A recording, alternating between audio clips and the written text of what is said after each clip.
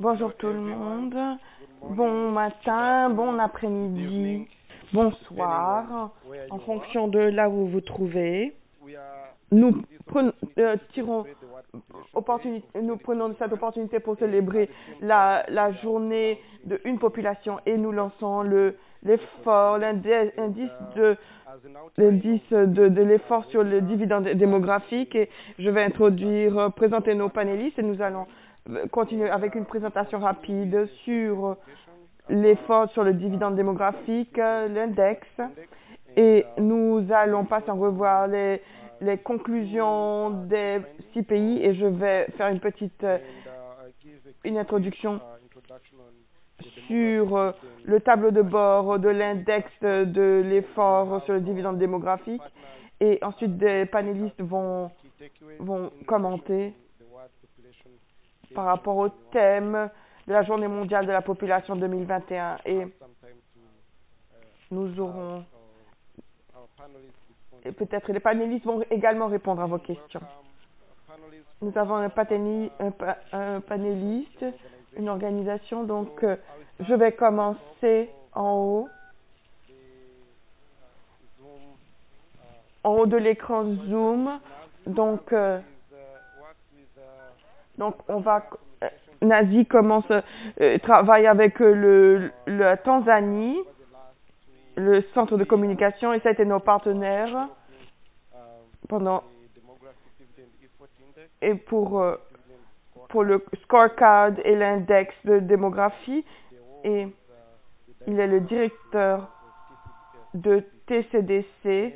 Et ensuite, après Nazi, nous avons Francis Kondo, qui est le directeur de la population pour le Kenya, Conseil national pour la population et le développement, et au Kenya. Et ensuite, à côté de Francis, il y a le professeur Latif Brahmani, qui est le directeur du Greg Centre à l'université de Thiès au Sénégal. C'est l'académie Centre d'excellence régionale en économie générationnelle. Le professeur Latif est l'auteur de 2 livres sur le dividende démographique et il est chercheur en Afrique de l'Ouest dans le domaine, sur le continent africain. Désolé, Charity travaille pour le Centre pour les programmes de communication au Nigeria.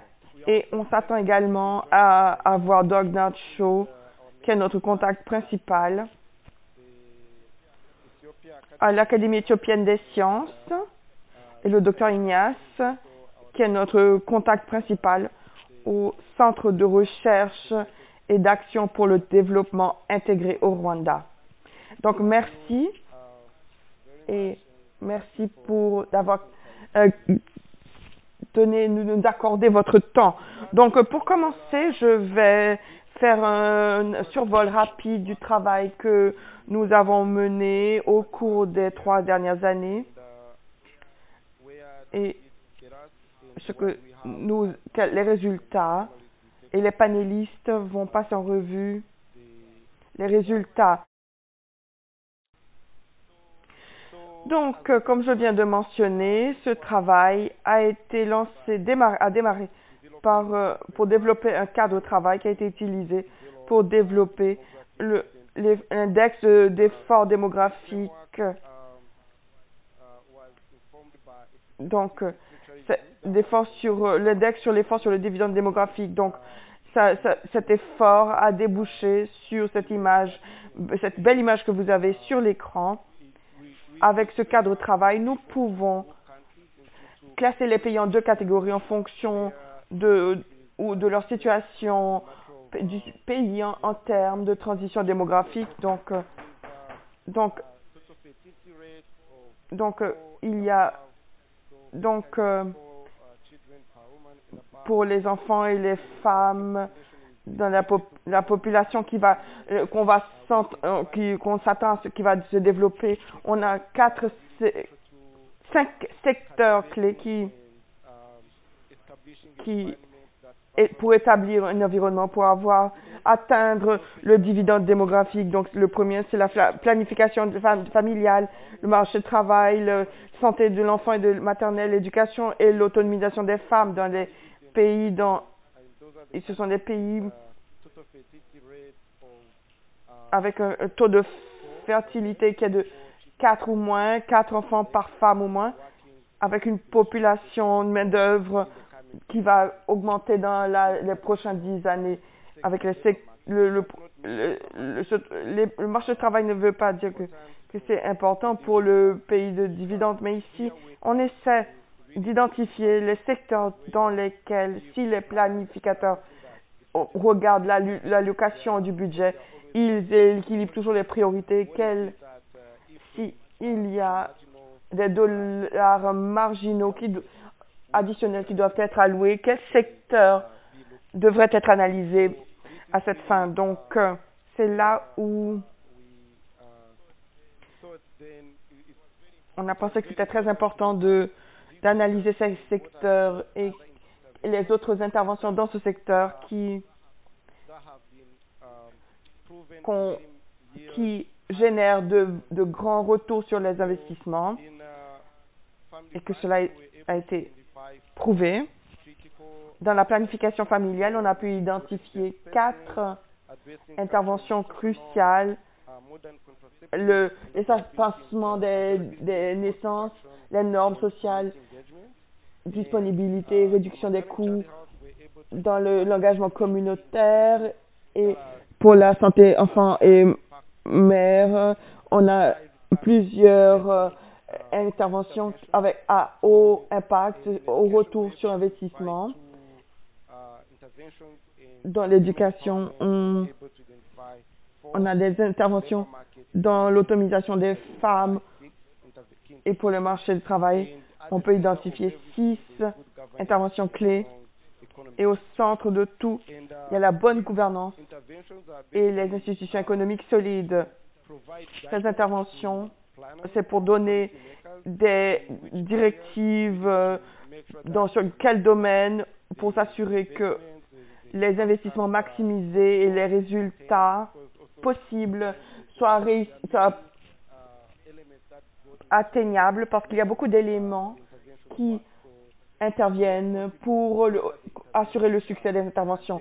Donc, nous sommes positifs que ces interventions peuvent cultiver le dividende démographique dans ce pays.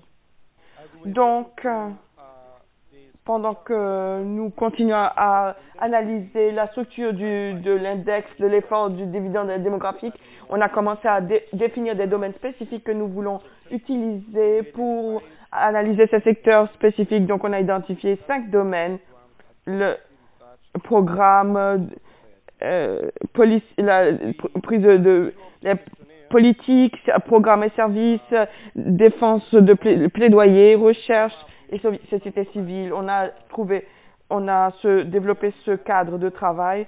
On a un questionnaire avec 120 points, avec la santé pour les femmes, 112, 101 etc. Marché de travail, 68 éléments, gouvernance et institutions économiques, 77 articles, points. Et donc, cette question pour la planification familiale, on a pu mettre toutes les questions qui sont dans la planification, dans l'index qui sont en cours depuis les années 70. Et dans la santé des femmes et des enfants, on a pu retirer des questions du programme, de l'index et l'index pour le sida. Et pour l'autonomisation des femmes, on a pu intégrer des questions spécifiques qui sont utilisées par différents réseaux d'institutions qui travaillent ou pour l'autonomisation des femmes. Pour la réponse maternelle, on a pu arriver à près de 440 réponses globalement et 67 réponses au Nigeria, 96 en Tanzanie, les répondants, et 73 répondants en Éthiopie, 80 répondants au Sénégal, 69 répondants au Kenya et 54 répondants au Rwanda. Et je devrais ajouter que notre cible était d'avoir jusqu'à 10 répondants par domaine. Donc, cela signifie que notre cible était d'avoir 60 répondants, mais on savait que le taux de réponse pour ce type d'opinion, pour les sondages d'opinion d'experts, en général, le taux de réponse est très faible. On a utilisé les indices d'efforts précédents comme référence. On a découvert que la plupart des indices d'efforts précédents avaient jusqu'à 30 à 40 répondants par pays. Donc, on était heureux de voir qu'on a eu un taux de réponse important, élevé par rapport aux autres efforts. Donc, par rapport aux résultats, je partage les résultats du Nigeria et de l'Éthiopie sur ce graphique. Et en bas, en rouge, c'est la moyenne la plus faible, en vert la plus importante. On essaie de mapper ces résultats sur ce graphique pour avoir une vue d'ensemble du score du pays, mais on a des scores détaillés que je passerai en revue dans la prochaine diapositive. Donc, au Nigeria, le score le plus inférieur, c'était le marché main-d'œuvre et planification le plus élevé. En Éthiopie, c'était différent. Santé maternelle était le plus haut, même si, bien que si vous comparez secteur par secteur, ce score statistiquement peut différer, mais si vous regardez le nombre uniquement, vous direz que c'est supérieur. Et le Kenya, les institutions gouvernementales et institutionnelles étaient plus élevées, et pour les femmes, l'autonomisation était inférieure, et pour family planning pour le prochain pays. Et en Tanzanie, le score plus élevé, c'était pour l'autonomisation des femmes, et inférieur dans l'éducation. Et Sénégal, le score inférieur était le marché de la main-d'œuvre, et supérieur la santé des mères et des enfants. Donc, le vue d'ensemble, on a en Éthiopie et au Kenya, le score inférieur était autonomisation des femmes, et Tanzanie et Rwanda, l'autonomisation c'était le plus haut, et Nigeria et Sénégal, le score inférieur c'était le marché du travail. Mais je ne suis pas là pour comparer les pays, je donne juste une vue d'ensemble des résultats. Donc, en plus de détails, vous allez voir que on a eu des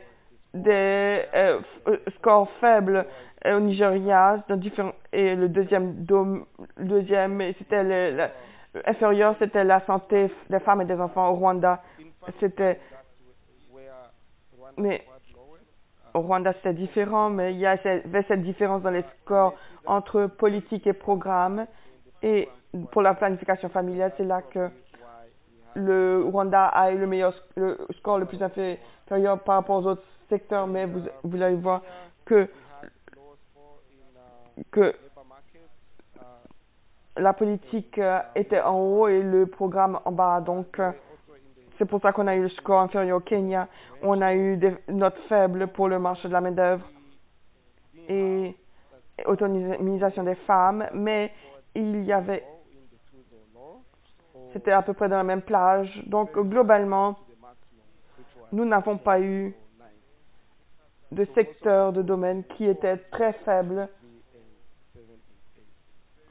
ou très élevé vers le maximum, qui était 10 ou 9.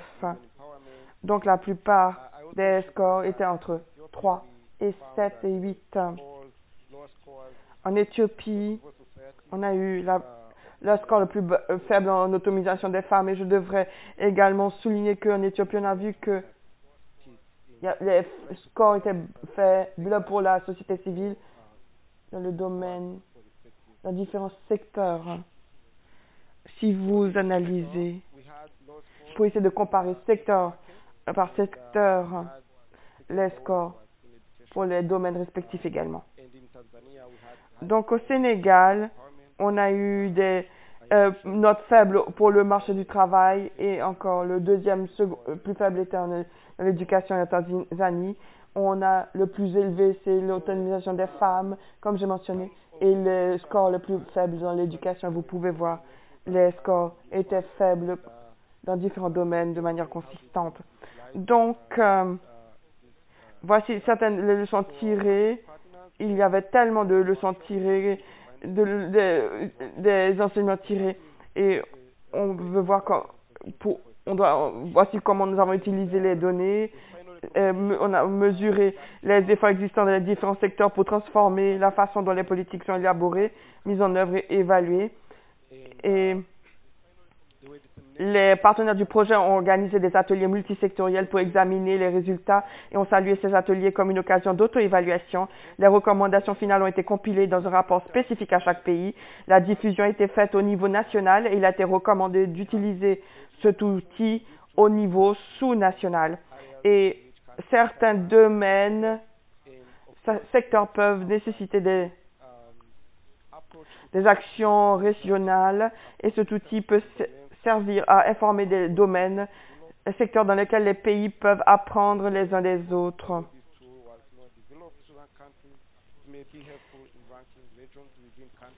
Bien que l'outil n'ait pas été développé pour classer les pays. Donc, en fonction de ces résultats, comme j'ai mentionné, on a eu tellement de points et il n'y avait pas d'autre manière de mettre tout cela sur le papier, mais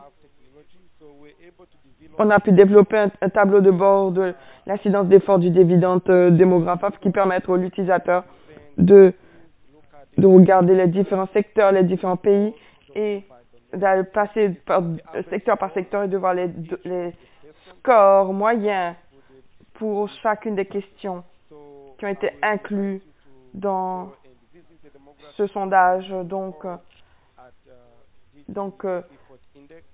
visitez demographicdividend.org DD Effort Index. Vous pouvez naviguer et on s'est assuré également que les recommandations de l'atelier il y a des pages respectives également pour les pays et pour les secteurs. Donc, le rapport final, on a le rapport pour le Nigeria, le Kenya, l'Éthiopie, la Tanzanie, le Rwanda et le Sénégal. Et ce sera publié également dès que nos partenaires dans les pays auront partagé ces rapports au niveau interne, les diffuser pour la consommation publique. Donc, je vais m'arrêter ici et je vous souhaite tous une bonne fête mondiale de la population. Nous allons faire la transition à une discussion et je souhaite la bienvenue aux panélistes pour des données que nous venons d'analyser. Nous remercions le soutien reçu de la Bill and Melinda Gates Foundation et les résultats de cette étude ne sont pas les opinions des donateurs. Et nous remercions les organisations et les personnes qui ont travaillé avec nous au Nigeria, Kenya, Tanzanie, Rwanda, l'Éthiopie, Sénégal et aux États-Unis pour que ce travail soit possible et surtout pour leur temps, y compris nos panélistes dont nous allons entendre parler pendant la prochaine section. Nazi est le premier sur ma liste. Donc, Nazi, je sais, en regardant les données que nous avons collectées, il y avait des scores très élevés pour l'autonomisation des femmes et bien entendu pour l'éducation. Est-ce que vous pourriez discuter davantage là-dessus? Et qu'est-ce que vous aimeriez dire au sujet de ces scores et peut-être vous pouvez nous donner des éléments pour quand on discute des conclusions. Qu'est-ce que vous pourriez dire? Merci, John, et merci pour l'excellente intervention. Pendant notre discussion avec les membres, en Tanzanie, nous avons une coalition qui s'appelle Tanzania Démocrative Policy and Action Community. Lorsque nous avons parlé de la question de l'autonomisation des femmes, l'une des choses que nous avons conclu en tant que recommandation, c'est qu'il y a un besoin pour la Tanzanie d'étendre, de développer un programme de compétences, d'entrepreneuriat, pour que les femmes puissent obtenir ces compétences pour avoir une liberté économique pour des activités de génération de revenus. Nous avons également pensé que le gouvernement devrait passer en revue et peut-être mettre en place des lois contre la discrimination. Par exemple, nous avons la loi du mariage de 1971 et cette loi continue l'exploitation des mineurs. À travers cette loi, le mariage des enfants est légal et ne permet pas un développement de carrière et un développement général. Donc, nous devons vraiment concevoir et mettre en place des programmes au niveau du pays dans le domaine des droits des femmes et des droits humains, les activités socio-économiques. Cela va nous permettre de cultiver les aspirations pour participer à la gouvernance et au leadership. Donc, les femmes doivent participer aux élections pour avoir des droits. Et il y a un besoin d'avoir des politiques et des lois pour permettre aux femmes d'accéder à des postes de décision, de décisionnaires, et au niveau du gouvernement local et au niveau central. Ça, c'est dans le domaine de l'autonomisation des femmes et dans le domaine de la planification familiale. Je sais qu'en Tanzanie, les scores étaient 5,8 sur une échelle de 1 à 10, donc ce qui représente environ 6, Non. Donc certaines des choses que nous avons vues et que nous avons recommandées, c'est que le programme de planification familiale doivent avoir un focus stratégique sur le groupe des adolescents et des jeunes personnes, parce que ces groupes de jeunes en Tanzanie représentent près de 65% de la population. C'est une utilisation potentielle de la planification familiale. Donc, il est crucial de s'y intéresser et de résoudre en fait la question de la fertilité-croissance et étendre l'utilisation des services familiaux pour faire passer cette utilisation de 30% en 2017 à 80% en 2023. Et donc, une autre question, c'est la question des projets. Merci, Nazi. Nous parlons toujours de l'autonomisation des femmes. Et en fonction des scores, le Rwanda a eu un score très élevé dans le domaine de l'autonomisation des femmes. Et nous avons Ignace. Qu'est-ce que vous aimeriez partager avec nous en ce qui concerne ces scores et quels sont les constats principaux de votre côté? Ignace, je pense que vous êtes en sourdine. Merci bien, John. En termes d'autonomisation des femmes au Rwanda, c'était une priorité au Rwanda depuis 27 ans. Et lorsque l'on regarde les statistiques nationales et les réalités dans notre pays, Nous voyons que les femmes reçoivent des pouvoirs et les politiques dans le pays est très claire. Le développement inclusif est encouragé ici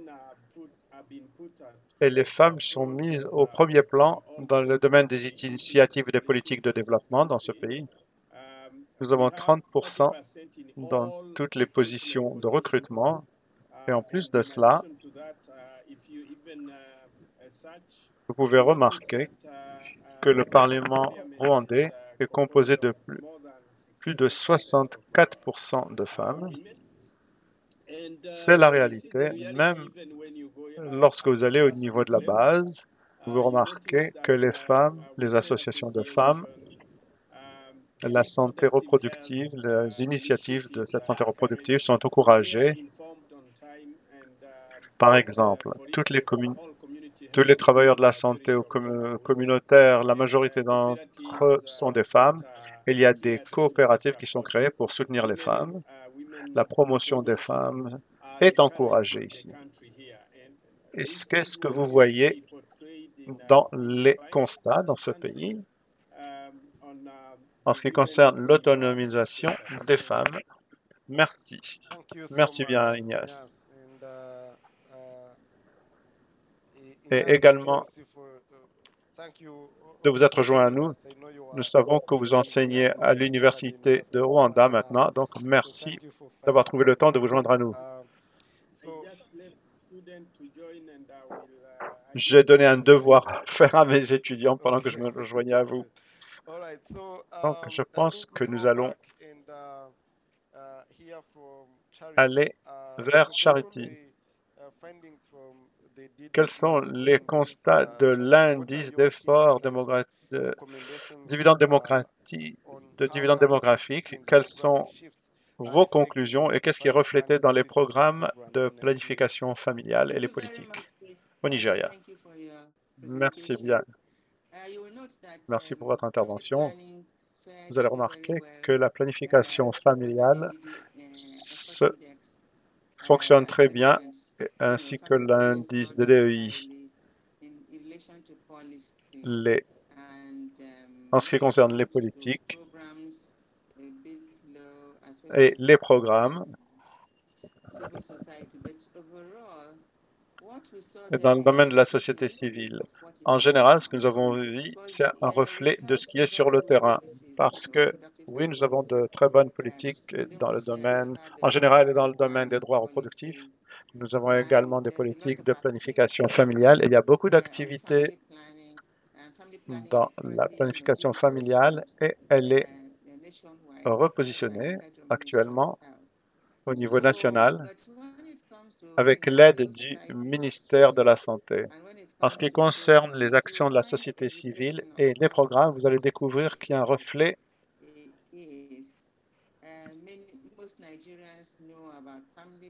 C'est que la plupart des Nigériens connaissent la planification familiale, en sont conscientes, hommes et femmes d'ailleurs. Mais le score du Nigeria est très bas. Et vous allez découvrir qu'il y a également, dans certaines régions, surtout dans le nord, des scores très bas par rapport au sud, au sud-est et au sud-ouest. Et donc, ces disparités régionales ont beaucoup à voir avec la situation des femmes. Et malgré cela, les programmes sont structurés de telle sorte que le programme national est structuré de telle façon qu'il y a des différences qui sont créées en fonction des régions. Nous avons été en mesure de nous attaquer à certaines des questions critiques.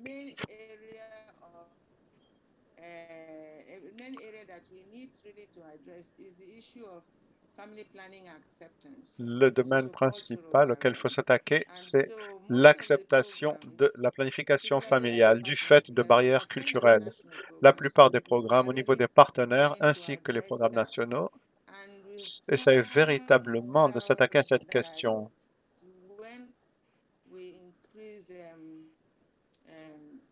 Et nous avons découvert que lorsque nous discutons la planification familiale, il y a une tendance pour les personnes à utiliser ce service. Encore une fois, l'utilisation du service, c'est une chose. Donc, nous remarquons que la qualité du service est basse. Et ce n'est pas ce que nous aimerions obtenir. Mais en général, la tendance actuelle est de nous attaquer à ces questions. Donc, nous avons des discussions au niveau des parties prenantes et un rapport a été formulé. Nous avons mis l'accent sur le besoin de couvrir ces questions culturelles et il y a aussi un élément religieux qui apparaît et c'est à l'avant-plan dans le domaine de plaidoyer en faveur de la planification familiale.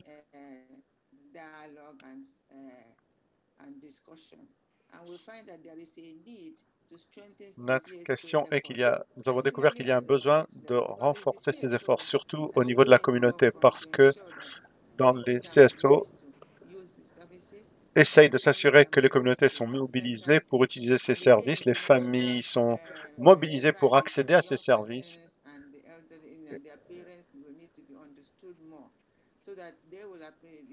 Et on comprend mieux, à tous les niveaux, on comprend mieux cela. Les jeunes sont actifs sur le plan sexuel et nous devons vraiment les encourager à utiliser ces services. Donc, je pense que pour l'Nigeria, nous sommes presque au point de réussir parce que les États demandent au gouvernement de les aider à participer à cela. Donc, c'est une bonne chose pour nous. Merci. Excellent. Je pense qu'il y a une question de suivi pour vous, Charité. Quels sont les plans pour le Conseil de la population nationale en ce qui concerne les constats de l'indice d'effort de dividendes démographiques?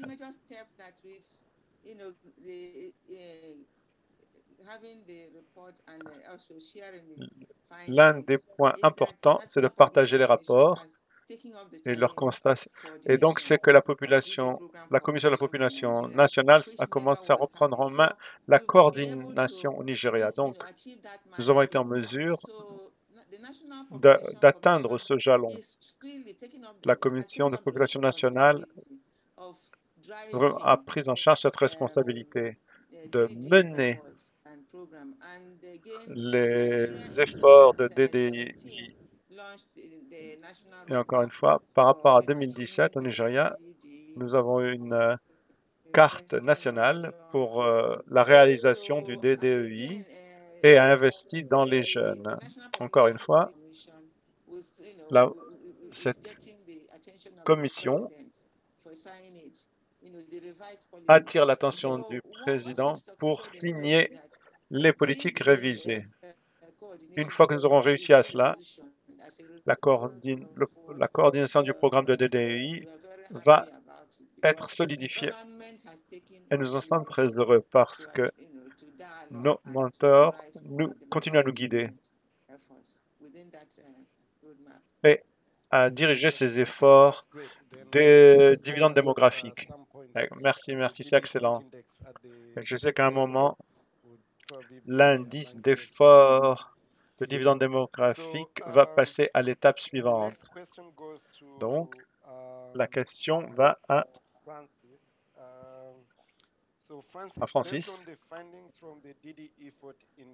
Francis, en fonction des constats de l'indice d'effort de dividendes démocratiques, quelles sont les recommandations principales en ce qui concerne la priorité donnée au développement du capital humain et pour tous à travers divers nouveaux investissements qui sont en train de se produire au Kenya? Entendu, merci, Chris. Merci pour l'intervention. En fonction des résultats de cet indice d'effort que nous avons fait, nous avons découvert qu'il y a un certain nombre de domaines au Kenya où nous devons intervenir pour améliorer le capital humain et leur potentiel.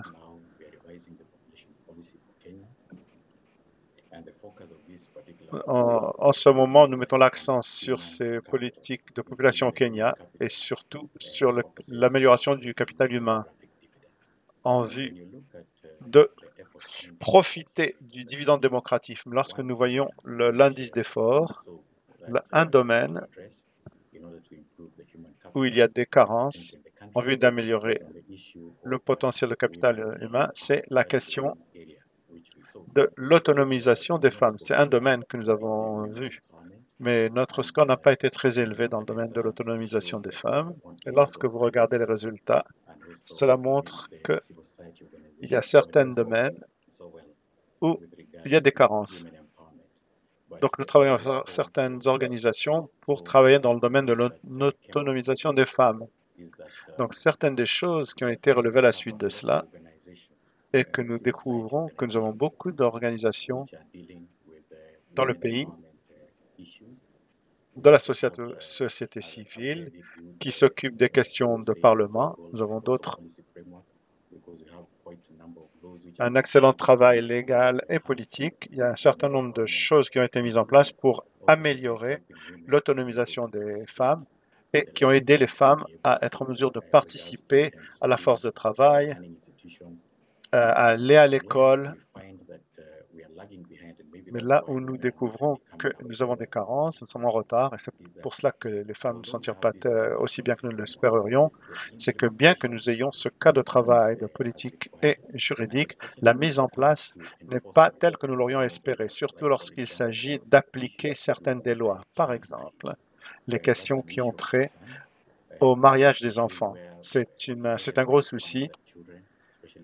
Et dans les domaines, dans certaines régions, vous trouvez des enfants qui sont retirés de l'école pour avoir des opérations. Nous avons des politiques et des lois très solides et claires, mais l'application n'est pas aussi forte que nous l'aimerions. C'est un domaine où nous pensons que nous devrions vraiment faire un effort si nous voulons améliorer le potentiel de capital humain du pays, surtout pour les femmes, parce que nous savons que les femmes jouent un rôle très important lorsqu'il s'agit du développement économique et social de ce pays. Également, l'autre question qui a été soulevée, c'est que nous avons des scores bas dans l'autonomisation des femmes. Et nous avons pensé que l'une des questions sur lesquelles nous devons travailler, c'est la coordination des diverses organisations. Nous avons tellement d'organisations, mais l'impact de ces associations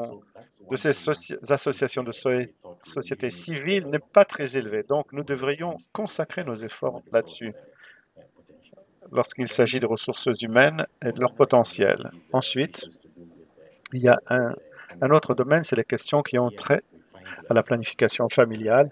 Ici, nous découvrons que la planification familiale aide le pays à être en mesure d'atteindre une certaine structure de la population qui va nous permettre d'avoir de meilleurs dividendes démographiques. Et nous découvrons que les jeunes qui autrement vont mener ce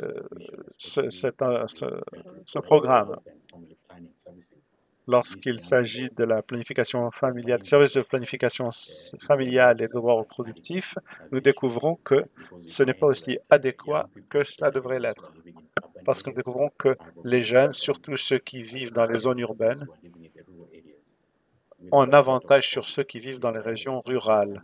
Avec l'arrivée du COVID, nous avons découvert que certains de ces services, surtout lorsqu'il s'agit de coordonner l'information, de la disséminer, et les réseaux sociaux sont utilisés, mais vous voyez que ceux qui ont accès à ces plateformes sont les jeunes dans les zones urbaines, mais dans les zones rurales, ils n'ont pas accès à ces informations. Donc, vous trouvez que vous avez les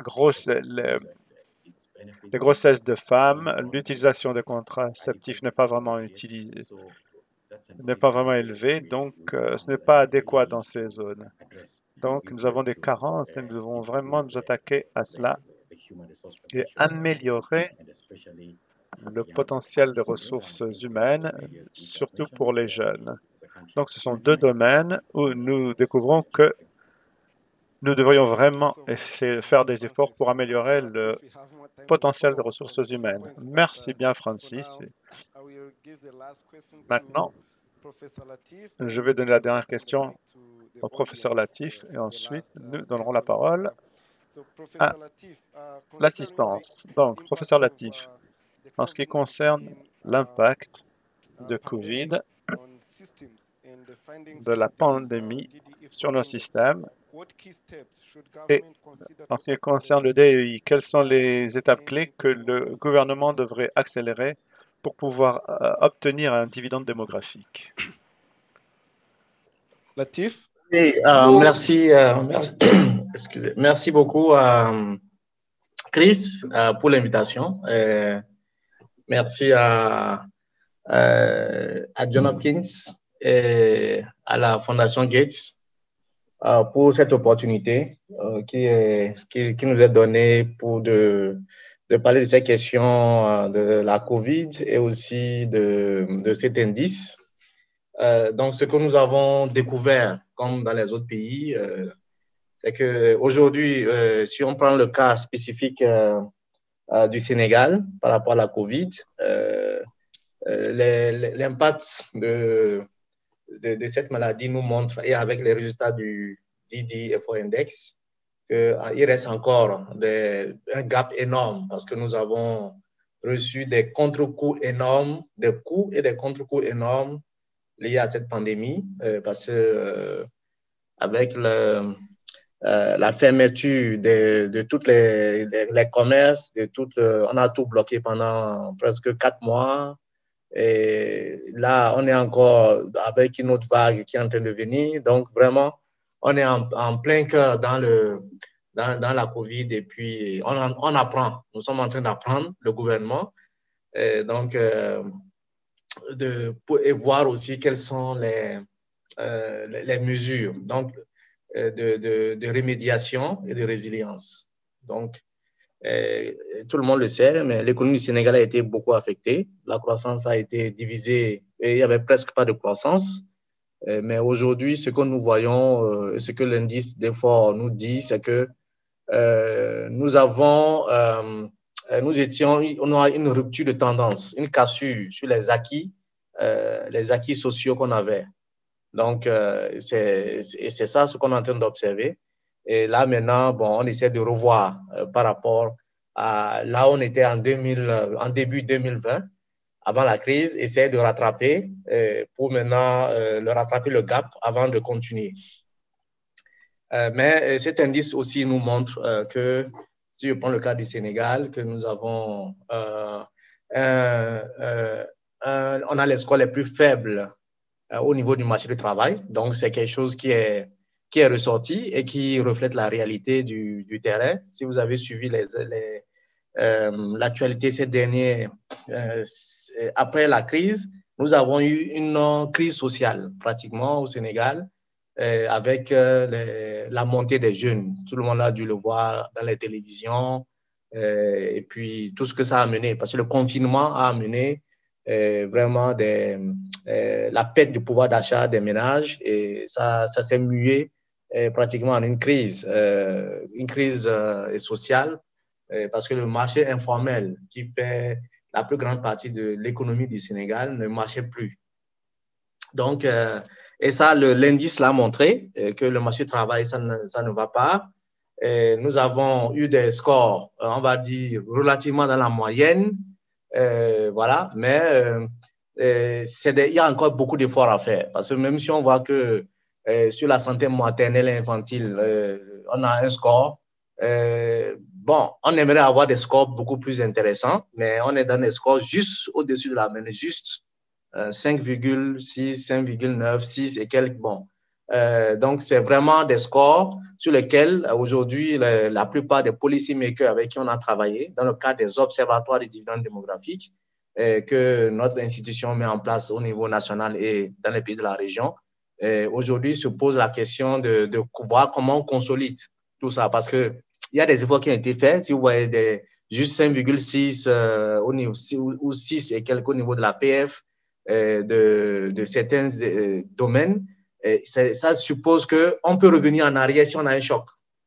On peut revenir, descendre en dessous de la moyenne. Donc, vraiment, c'est là actuellement où on est en train de voir pour que cet outil qui a été développé puisse servir au niveau local pour orienter les budgets des communautés, des communautés et surtout des régions, parce que nous avons ici des budgets qui sont affectés au niveau régional, des compétences déléguées au niveau décentralisé. Donc, par exemple, le capital humain, l'éducation, la santé, le budget est imputé au niveau local. Donc, cet indice permettrait de voir comment, au niveau local, les policy makers pourraient au mieux orienter les décisions de politique par rapport à l'essentiel, ce qu'il faut sauvegarder pour vraiment consolider les acquis. Parce que c'est ce qui est ressorti lorsqu'on a fait discuter avec les différentes parties prenantes au niveau national.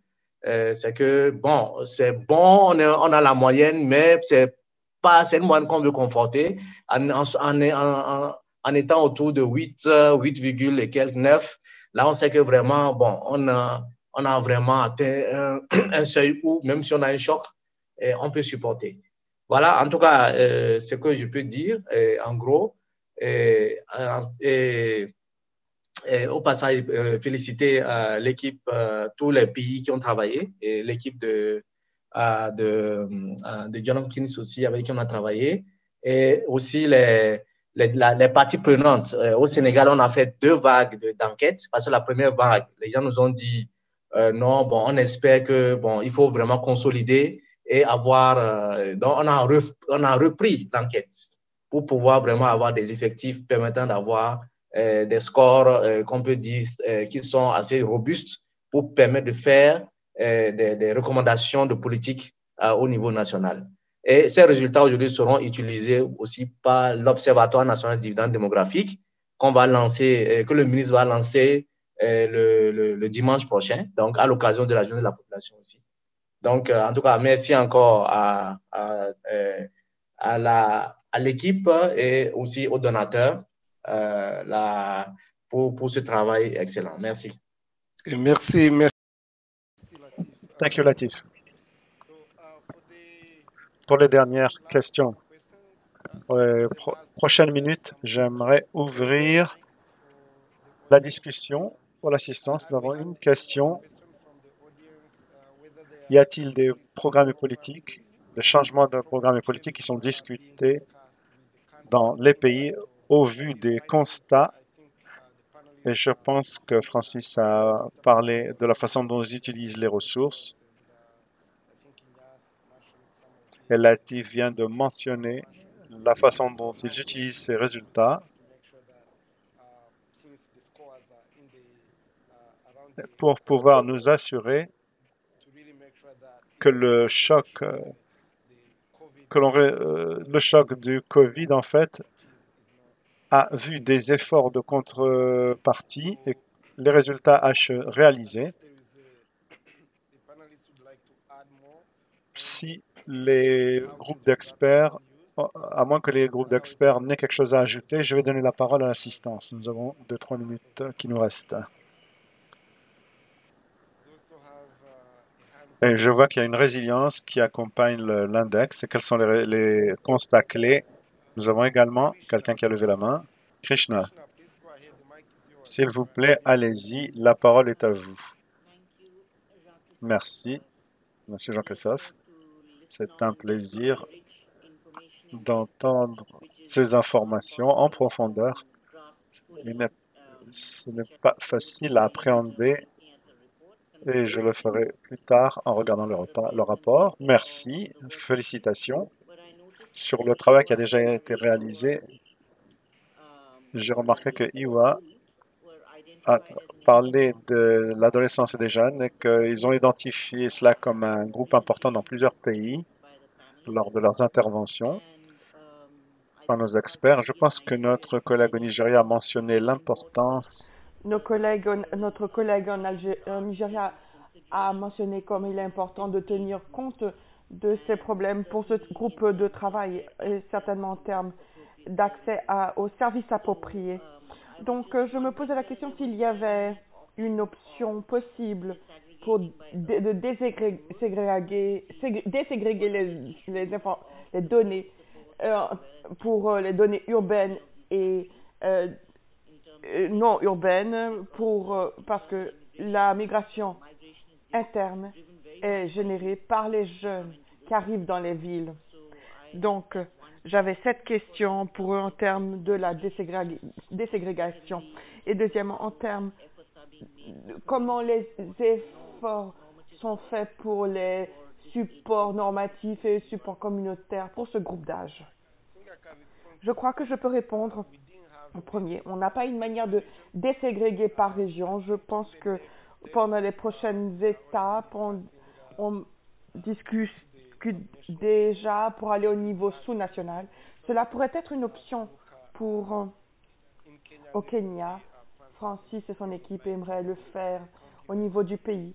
Et au Nigeria, Charity et ses collègues aimeraient le faire au niveau de l'État. Donc peut-être que cela peut être l'opportunité que nous n'avons pas, que nous aurons pour désagréger par région. Et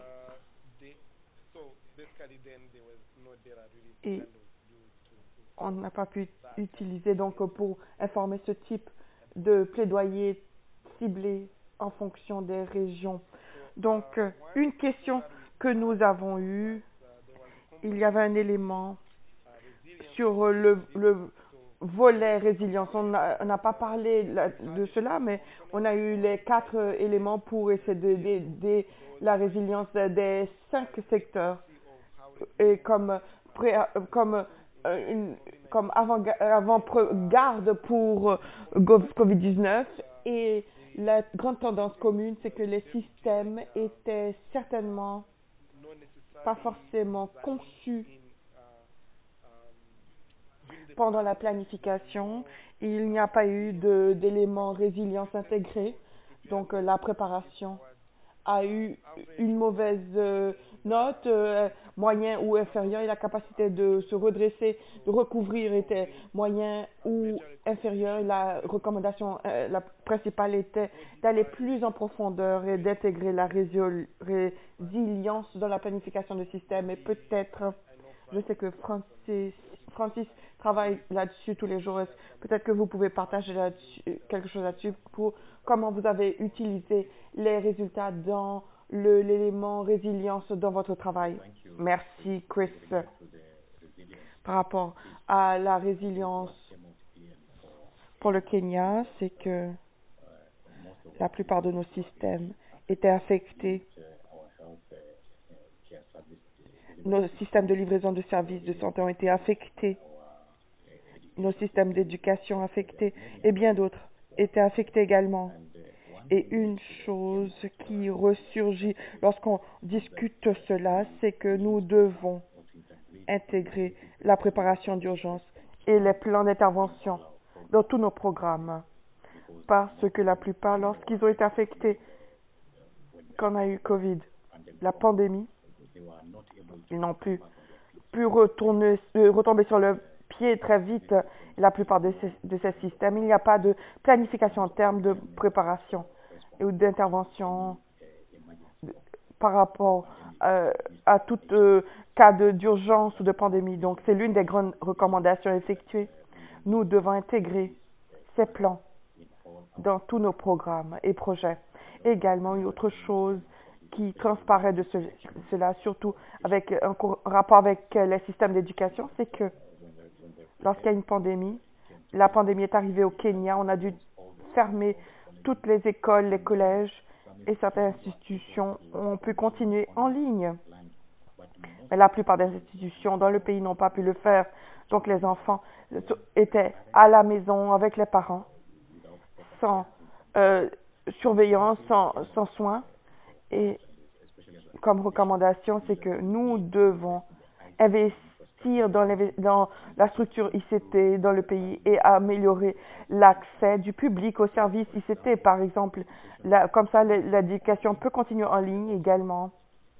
La livraison des services, surtout à RH et EFP, cela peut également sur certaines plateformes, continuer sur certaines plateformes numériques. Donc, par la suite, nous devons aborder cela parce qu'on ne sait pas si on aura une autre prochaine pandémie, mais nous devons en tenir compte et faire les changements nécessaires. Merci. Merci beaucoup.